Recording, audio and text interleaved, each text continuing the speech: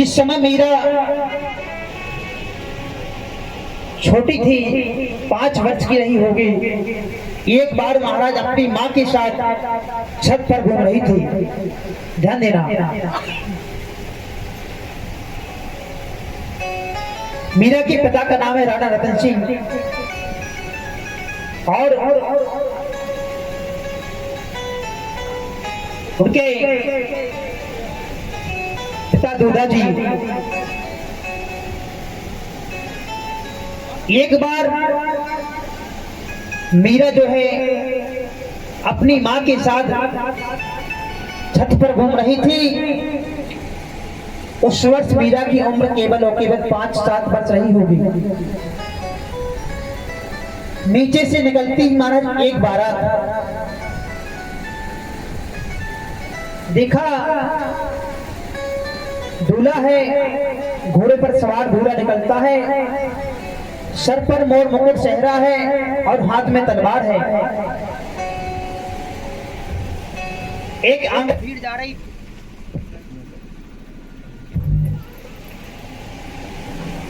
आगे महाराज बारात जा रही थी और जो है फिर थोड़ी देर बाद दूल्हा निकला। अब महाराज मीरा तो ठहरी 5-7 साल की बच्ची। आज महाराज माँ से कहती, माँ ये भीड़ कैसी है, कहाँ जा रही है? तो माँ ने कहा, बेटी वो तेरी सहेली थी ना सेठ जी की बिटिया, उसकी आज शादी है, ये उसी का दूल्हा है। बोले अच्छा, ये उसका दूल्हा है, तो मेरा दूल्हा कहाँ है? ध्यान देना, कहते हैं महाराज दुनिया में हटे तो बहुत है, लेकिन 2 हट बहुत बेकार होती है महाराज। ध्यान देना, महाराज वो बच्ची मीरा 5-7 साल की रही होगी, माँ से हट कर गई। महाराज, माँ ये इसका दूल्हा है, तो मेरा दूल्हा कहाँ है? माँ ने समझाया, बेटा तेरा दूल्हा अभी कहाँ, जब तेरी शादी होगी तब तेरा दूल्हा आएगा। नहीं माँ, मुझे आज ही चाहिए, इसी वक्त चाहिए। हट पकड़ गई महाराज। माँ ने बहुत डांटा, समझाया, लेकिन नहीं। कहते महाराज दुनिया में बहुत सी हट होती है, लेकिन 2 हटें बड़ी खराब होती हैं। एक तो कहते हैं महाराज बाल हट, है ना, एक होती महाराज बाल हट और एक होती राजहट। और महाराज एक नहीं बताएंगे आज हम, क्यों? अभी मुझे 4 दिन कथा और करने हैं। भाई जितनी आ रही दही बड़ी है अच्छी, कल से जी बोल लेंगे हम, हैं भैया, इनसे बुराई नहीं करना है, लेकिन इतना जरूर कहेंगे कि हमारी माता बहनें बड़ी मेहनत करती हैं, है ना, कि सुबह जल्दी उठना, बच्चों को तैयार करके स्कूल भेजना, गृह कार्य निपटाना, और फिर जब समय से कथा में भी आना, कथा सुनना, और फिर जब वो मतलब वो ऑफिस जाते उनको भी समय से खाना देना, लंच बॉक्स बनाना, वो मतलब 420 वोल्ट ये पावर होता है उनका। और महाराज समय से कथा में भी आना, कथा श्रवण करना, फिर कथा से वापस जाना, नित्य प्रति की दिन की भांति समय से काम करना, और फिर शाम के वो ऑफिस से वापस आ गए। क्या गए थे, कितना था? 420। आते टाइम कितना हो गया? 840। वैसे हम मैं थोड़ा कमजोर है, सही बताओ आप। तो महाराज इतना उनके तेवर सहना, फिर है कथा सुनना। वैसे मैं ये बराबर कहूंगा कि हमारी माता बहनें बड़ी सरल स्वभाव की। और महाराज मैं देख रहा हूँ कि जहाँ भी सत्संग में रहते हैं ना, तो माताओं की संख्या अधिक रहती है। क्यों? हमारे भाइयों को मतलब नहीं महाराज क्या क्या हो रहा क्या नहीं है, लेकिन नहीं, हमारी पांडाल की शोभा जो है माताओं से होती है। क्यों? क्योंकि इन्हें जो है धर्म ग्रंथों में देवी की उपमा बताई गई है। क्यों? इन्हें जो है धर्म ग्रंथों में देवी कहा है महाराज। माता हमेशा हर अवस्था में पूजनीय है। जन्म से लेकर महाराज कुंवारी कन्या के रूप में पूजनीय है, ध्यान देना।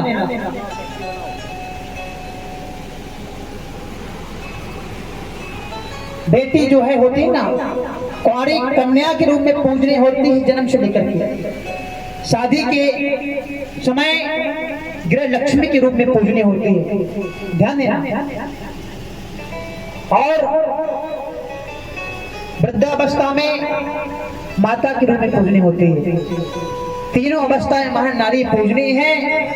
और जो नारी का अपमान करता है महाराज, तो वहां पर देवता वास नहीं करते महाराज, ध्यान देना। ऐसा नहीं महाराज। एक बात आपको बताऊं मैया, ए मैया, मैया, हमें ऐसा कहूँ तो लगा था कि कथा ऐसे हो रही कि पीछे हो रही है।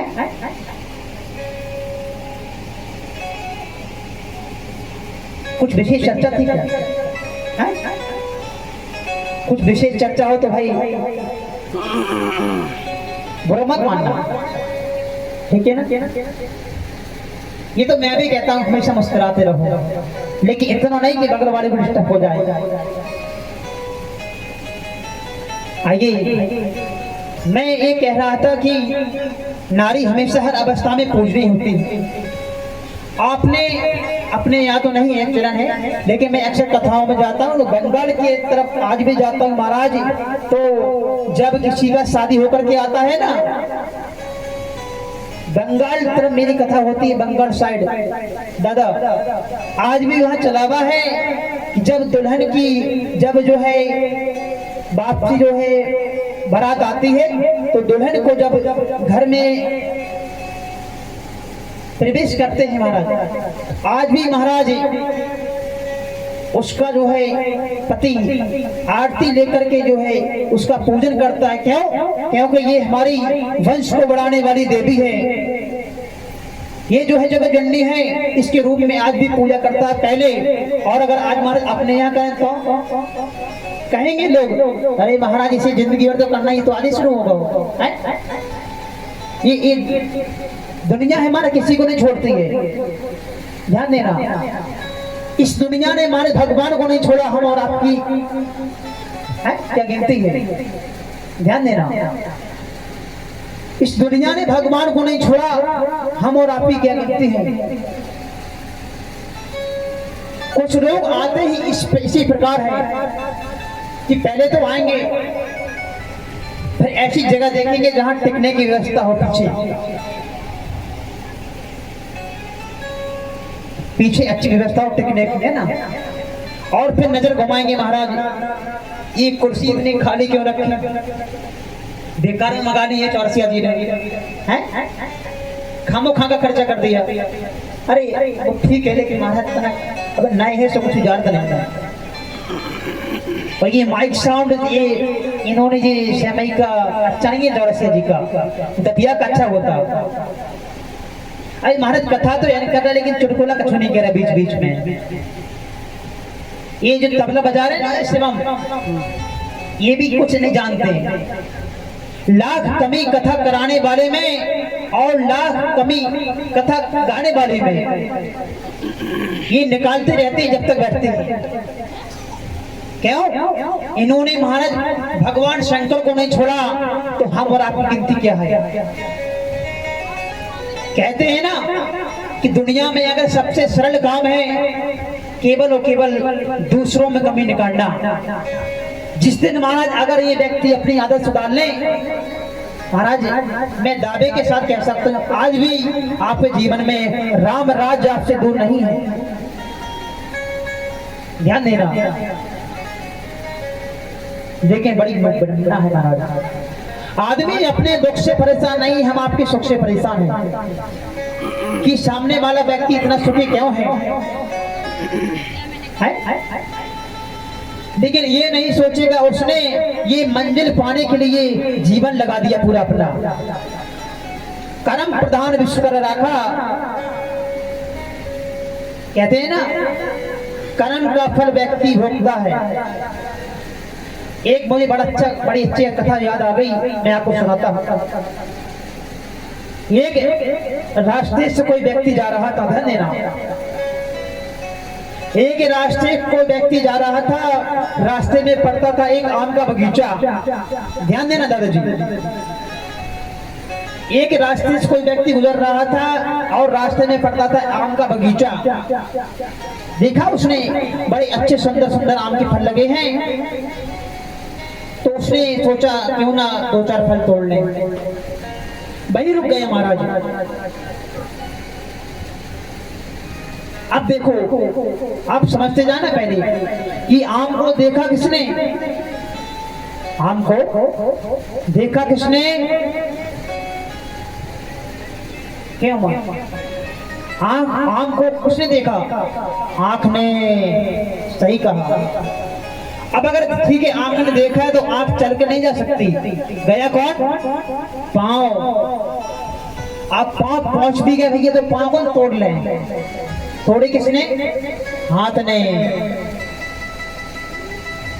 अब ठीक है माना कि हाथ ने तोड़ भी लिया, तो हाथ को कैसे पता ये मीठा है कि खट्टा है?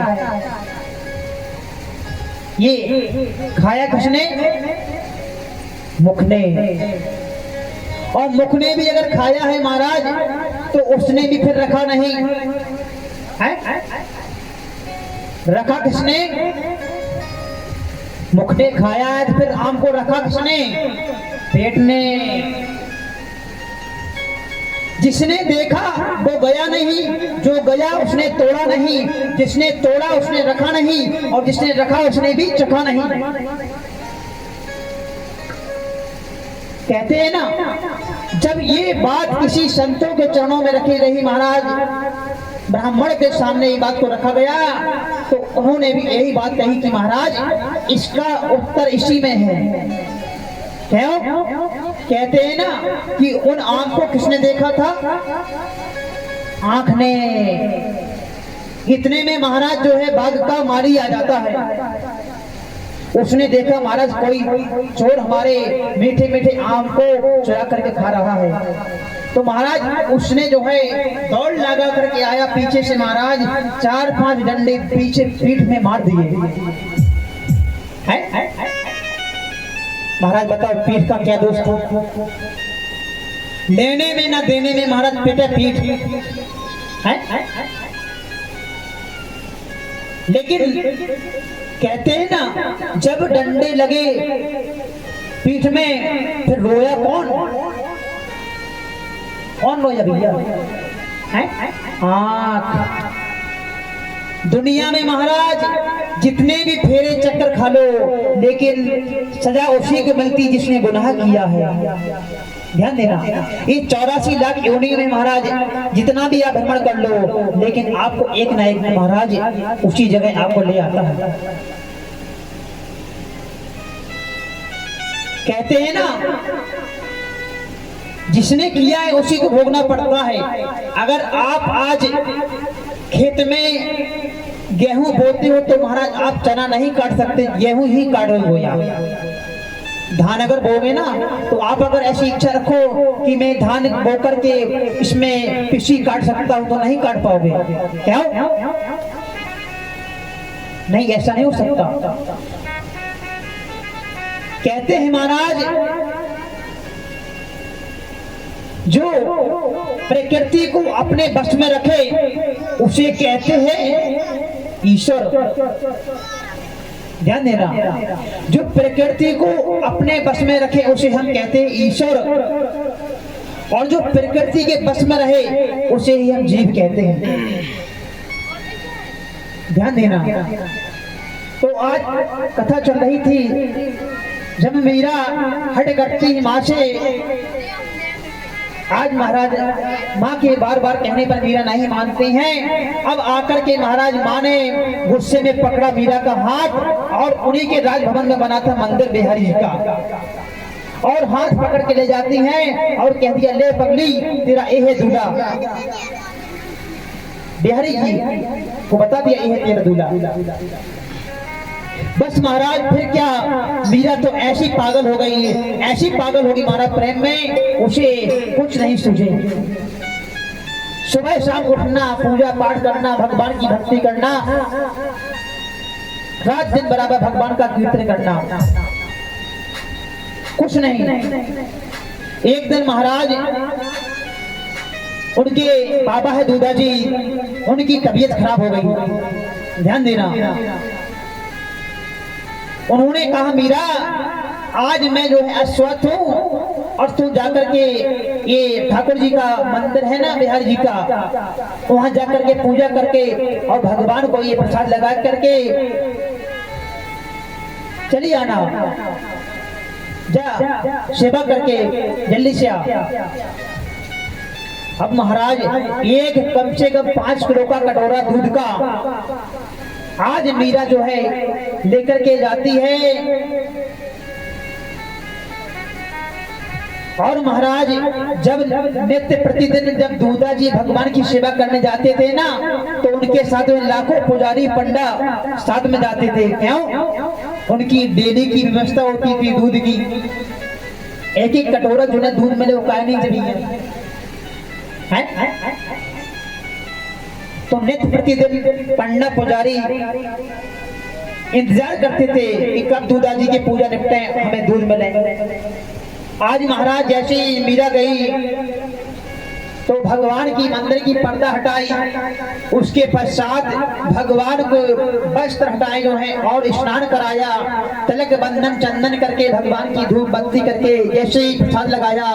आज महाराज मीरा जैसे ही पूजा से निर्वृत्त होकर के कहा था दूधा जी ने भगवान को भोग लगा करके आना। आज महाराज मीरा ठहरी, बच्ची 5-7 वर्ष की, उसे क्या पता, कहते हैं ना बच्चों का मन बड़ा कोमल होता, निर्मल होता है। आज मीरा भगवान से कहती है, ए बिहारी जी, है सरकार, है गोविंद, नित्य तो भगवान मेरे बाबा दूधा जी के हाथों से आप दूध का भोग लगाते थे, आज मेरे से आप ये दूध क्यों नहीं स्वीकार कर रहे हो? क्या मेरे हाथों से आप दूध नहीं पियोगे? भगवान भी उसकी सेवा को देख रहे हैं। पहले तो भगवान जो है देखो जीव का परिचय लेते हैं कि मेरे पास आया तो है, ऐसा नहीं दुनिया की प्रपंच को लेकर आया है। भगवान पहले अपने भक्त की परीक्षा लेते हैं। या फिर यूं कहें, अगर आप मार्केट में जाते हो, एक कच्चा घड़ा जो मिट्टी का घड़ा होता है ना, उसको लेने के लिए, तो उसको भी आप ठोक पीट करके देखते हो कि ये घड़ा कहीं से चटका तो नहीं है। तो सोचो प्यारे, जब आप एक मार्केट में 20 रुपए का घड़े को आप ठोक पीट करके देखते हो, तो भगवान तो आपके जीवन का पूरा गारंटी लेने जा रहे हो, तो वो आपको नहीं देखेंगे।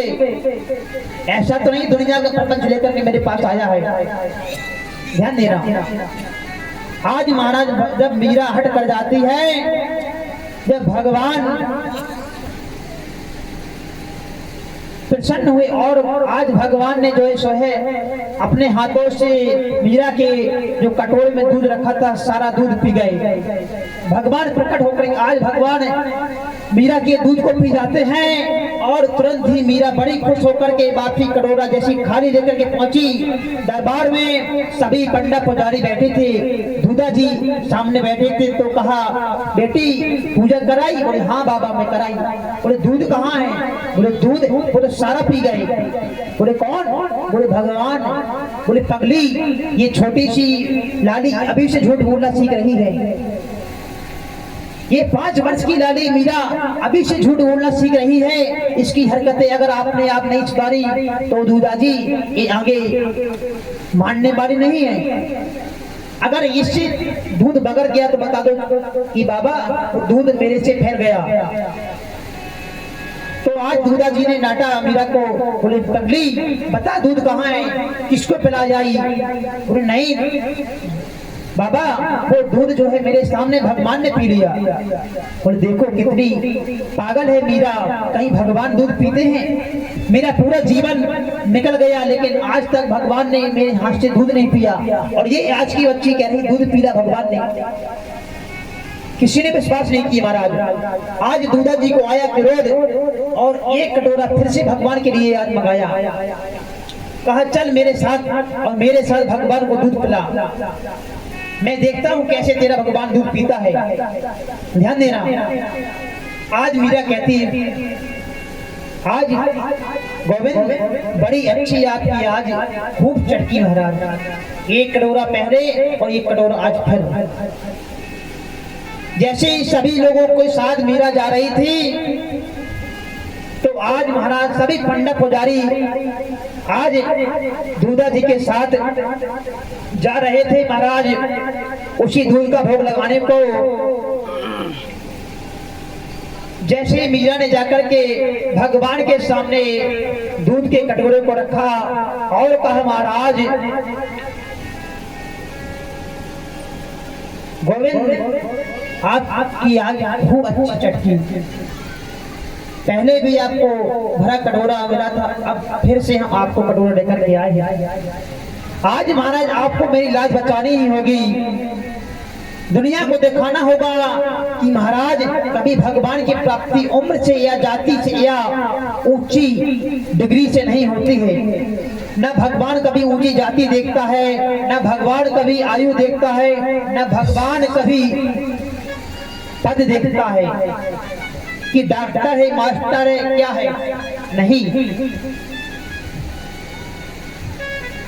जात पात पूछे ना कोई, हरि को भजे सो हरि का होई, ये भगवान स्वयं कहते हैं। आज महाराज मीरा जैसे ही भगवान के सामने कटोरा रख देती और सारी सभा खड़ी है महाराज, आज मीरा हाथ जोड़ करके भगवान से प्रार्थना करती है, ऐ गोविंद, ऐ केशव, ऐ माधव, आज मेरी लाज आपके हाथ में है। गोविंद आज अगर आपने साक्षात प्रकट होकर के दूध नहीं पिया तो मैं आपके सामने आपके दरबार में सर पकड़ पकड़ के जान दे दूंगी, लेकिन अब आपको लाज बचानी है मेरी।